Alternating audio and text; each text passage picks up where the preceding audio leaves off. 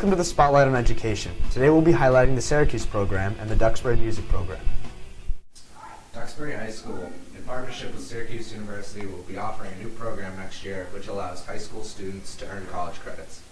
Spotlight on Education team has the story. The way the Syracuse program is running with AP Bio is that we tried to have the course run concurrently. So I've been teaching AP Bio for 22 years. It's been a long time. And then the SU program came up. It sounded to me like it was the exact same course I already teach.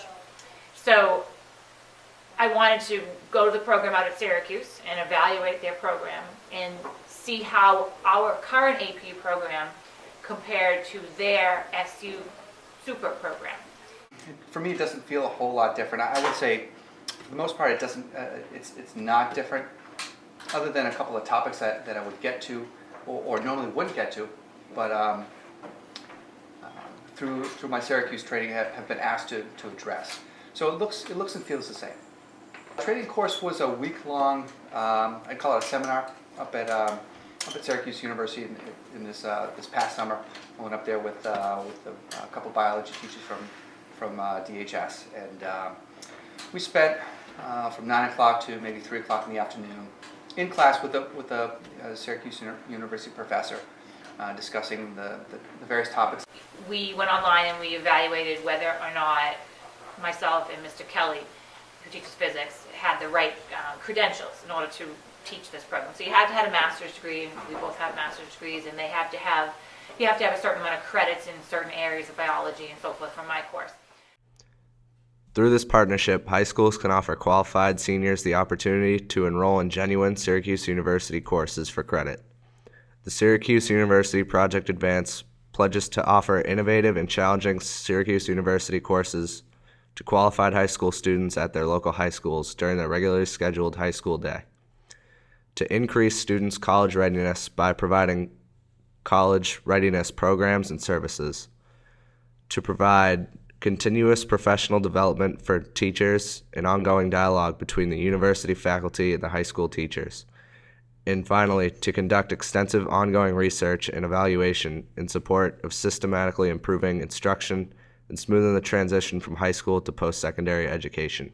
We encourage students to sign up for it, and they do that by going through the regular course selection period. Why I would encourage students to do it is I think it's an excellent opportunity for students to get college credits, guaranteed college credits, not just based on what they earn on an AP exam. What's neat about the Syracuse program is you get evaluated just like you would at a college class. You get a semester grade in January for the first semester, and then you get your final another semester course in the spring. And when you finish those courses, if you get an A, B, and a C, you know that you got 8 Syracuse University credits. Immediate benefit is that you get college credit. You get Syracuse University credit. It is as if you were at the university taking a course. There is no distinction between this class being taken at DHS versus Syracuse University. The benefit of the super program is to prove to children, young adults in high school, that they are capable of doing college work. The difference between that and the AP program is you take the AP course, and at the end of the year you have to take a test, the AP test, and if you pass that, then you can earn college credit. For the physics, it's at this point run coincident with the AP class, so there's some students in the class that are taking for it. So I would say at this point, anybody that registers or qualifies for AP physics can take it, can register and take it.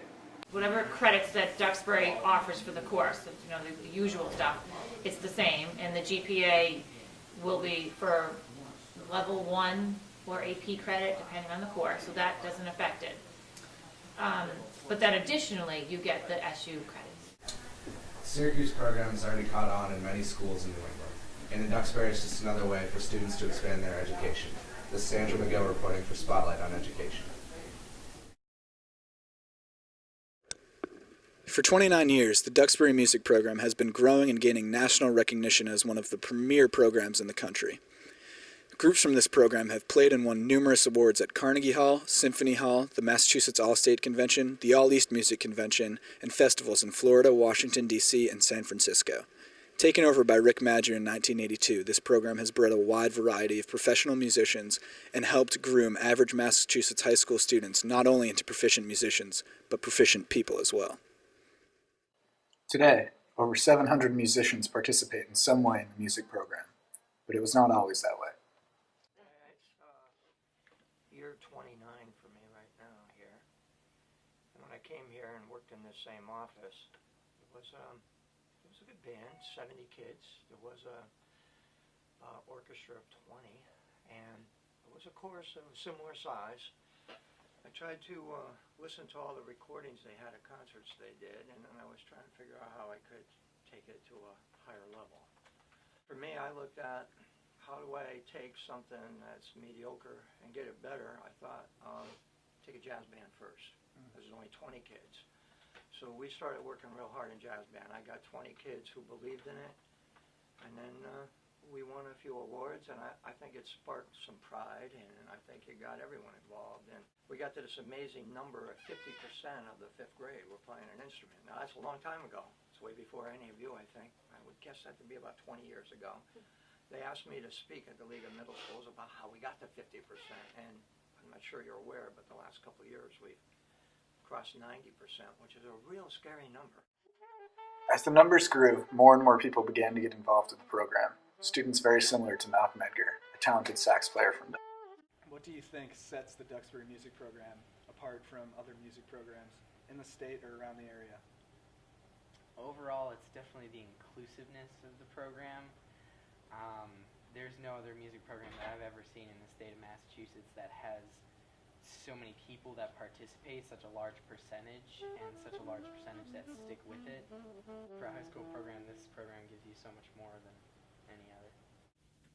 A great thing in Duxbury, I thought, has always been is that I had a lot of athletes in the program, a lot of drama, a lot of artists, a lot of AP kids, a lot of the whole spectrum.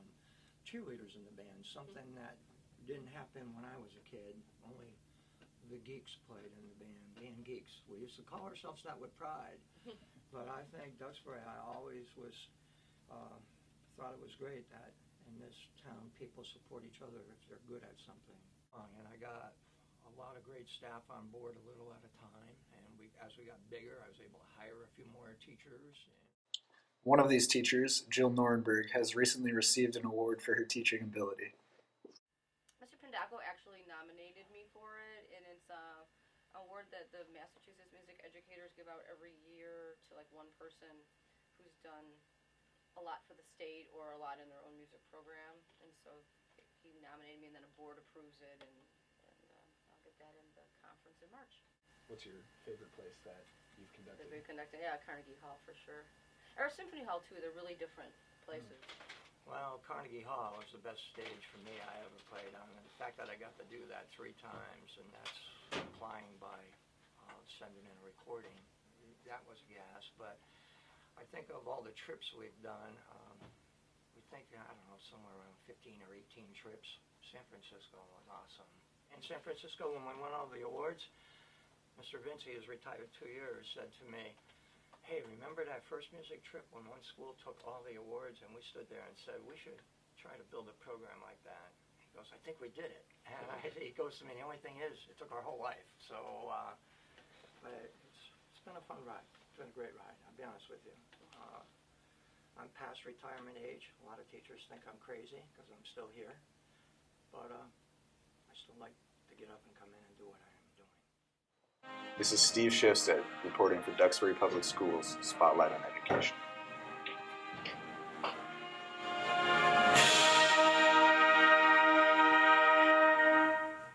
Thanks for checking out the Spotlight on Education. See you next time.